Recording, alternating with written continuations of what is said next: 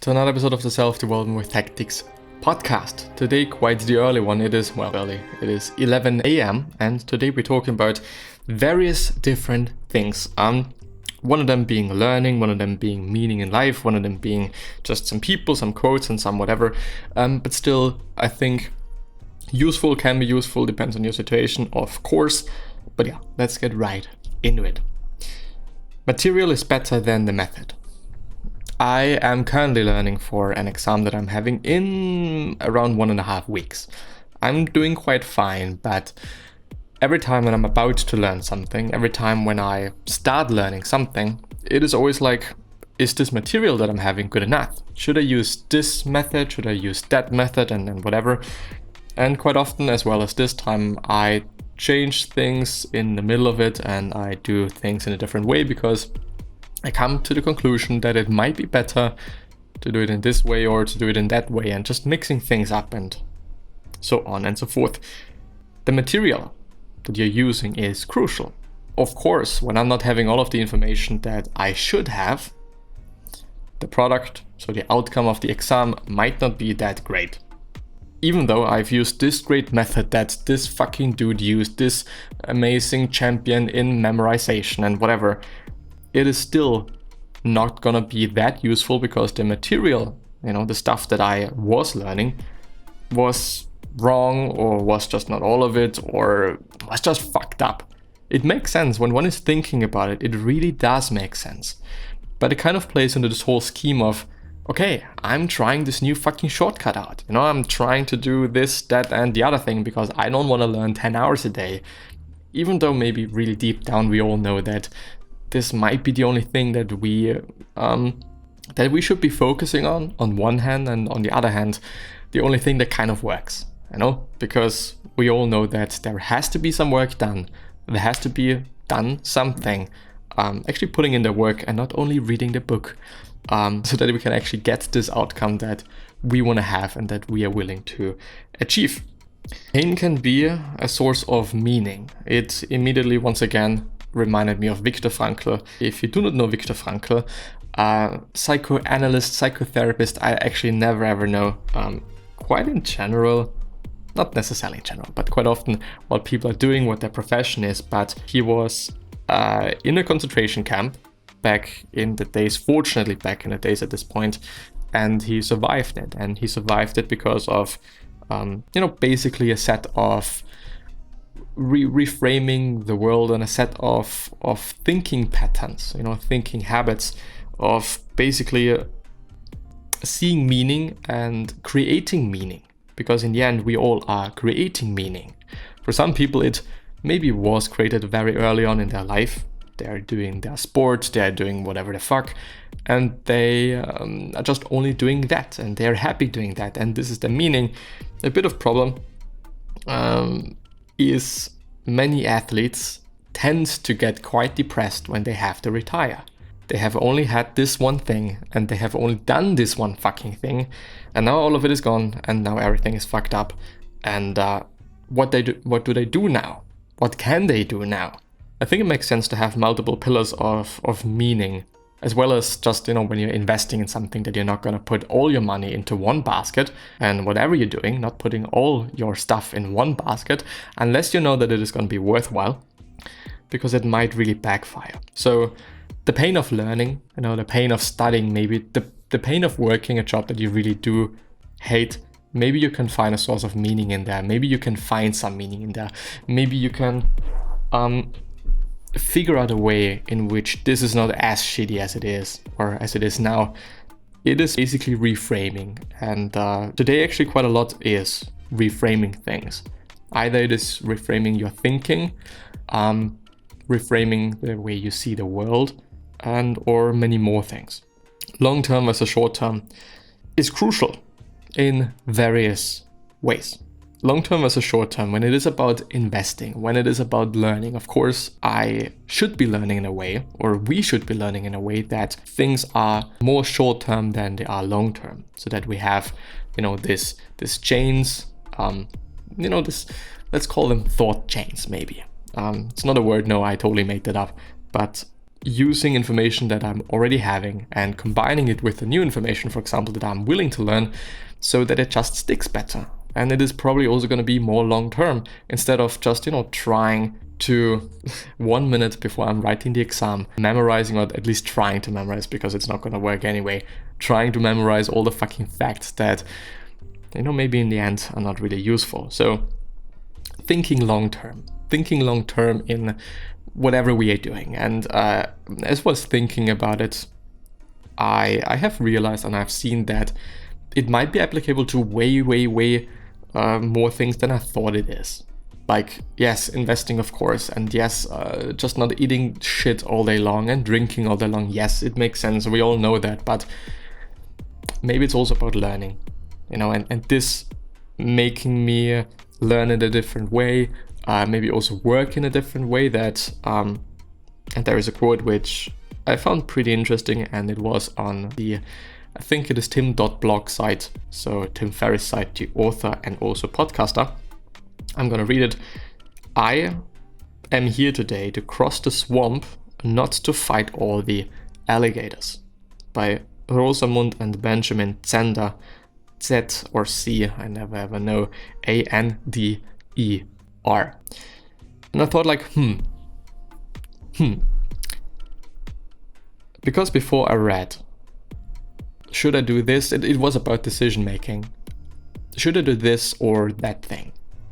And it makes sense to choose this thing that may not immediately be nice, but maybe afterwards, after you have accomplished this, after you have learned all of these things, you feel way better. It makes sense on one hand. On the other hand, I also have to say, I am here today to cross the swamp and not to fight all the alligators. So choosing this route of having it difficult, but in the end it is better, versus maybe the whole process is quite okay and the outcome is also okay, I think first of all really depends on the situation, of course, and also really depends on preferences. And also what you're doing, what your main thing is.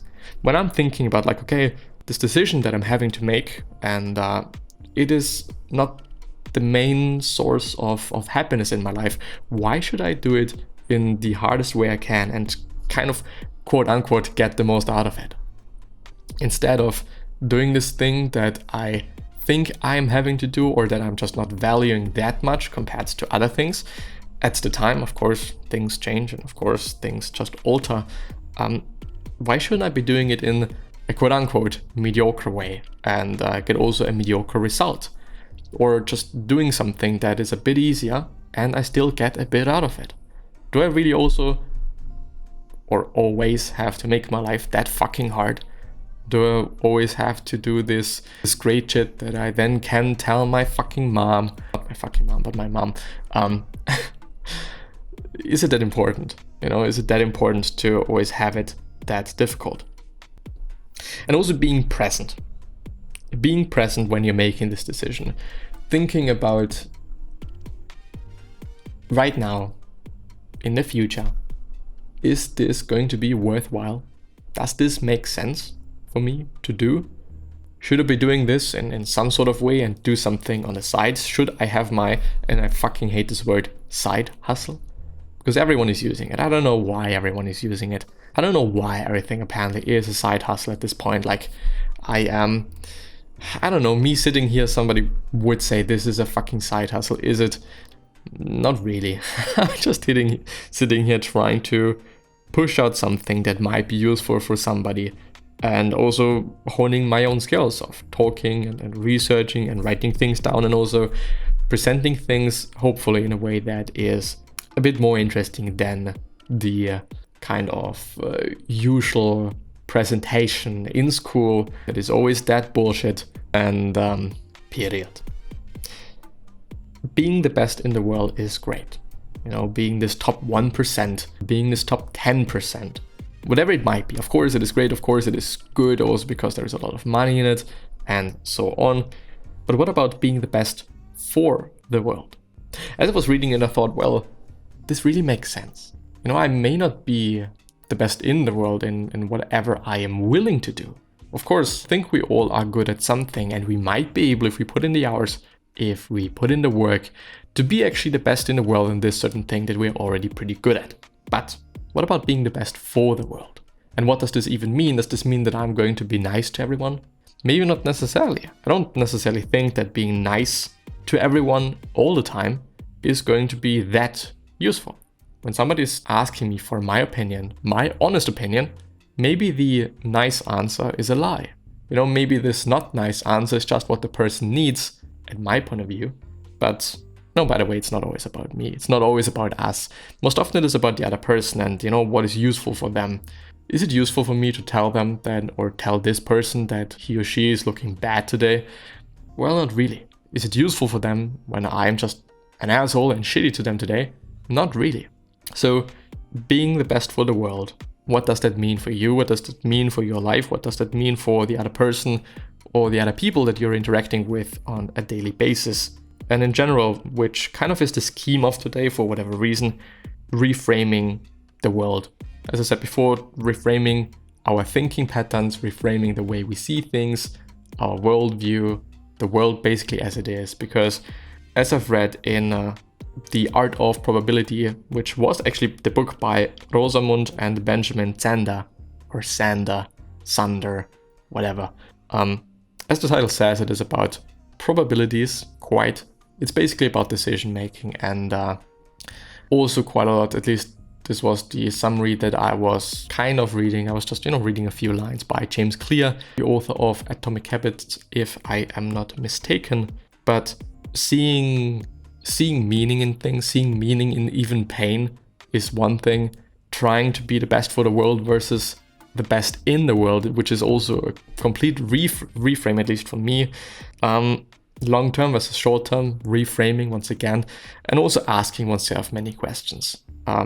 Not yesterday, I think the day before, maybe the day before, I have talked about questioning and also Socratic questions that Tim Ferriss also mentioned, which basically is asking quite a lot of questions, and asking questions for the questions and really getting quite deep in why we're doing things, how we should be doing things, if what we're doing makes sense, and many more things. Pretty useful, pretty cool, also because questioning oneself, questioning one's actions and one's thoughts might be just the way to do, or might be the thing to do to feel better on a daily basis. And also writing it down, I think, is quite crucial for this process. As it is with learning, I think just reading things and then maybe going through them in your head is not necessarily what you're doing in an exam, especially when it is written. You're having to write things down then. So I tend to write quite all of the things that also today, what I'm willing to talk about, I have written it down because I think also the act of writing kind of makes me memorize things a bit better. But on the other hand, writing, and there might be a future episode on that, is quite good practice for clearer thinking. So also by writing things down, you have to be quite precise. You can't just use multiple words. You can't mix up words because you're having to write it down. Anyway, so maybe reframe your world today a little bit to see the beauty and maybe even just the bad. I don't think that it always has to be good. Does everything always has to be good? I think it is also okay to have some moments, maybe even months of grief when it is quote unquote useful and or appropriate and or whatever, but it shouldn't be the norm. I think when we're all thinking about it, life is quite good, especially when you are in a situation like I am in Europe or North America or whatever. Is there really that much to be bothered by? Is there really that much to be pissed off by? And of course, we all have our subjective view of pain and of mental and physical pain. So being like, okay, those kids in Africa are having it way worse than we are having, so don't be so depressed. This is not useful. It really isn't, and it should never quite be said to somebody, especially when you're talking in person, that is depressed and is feeling really bad about whatever it might be. It is just not useful.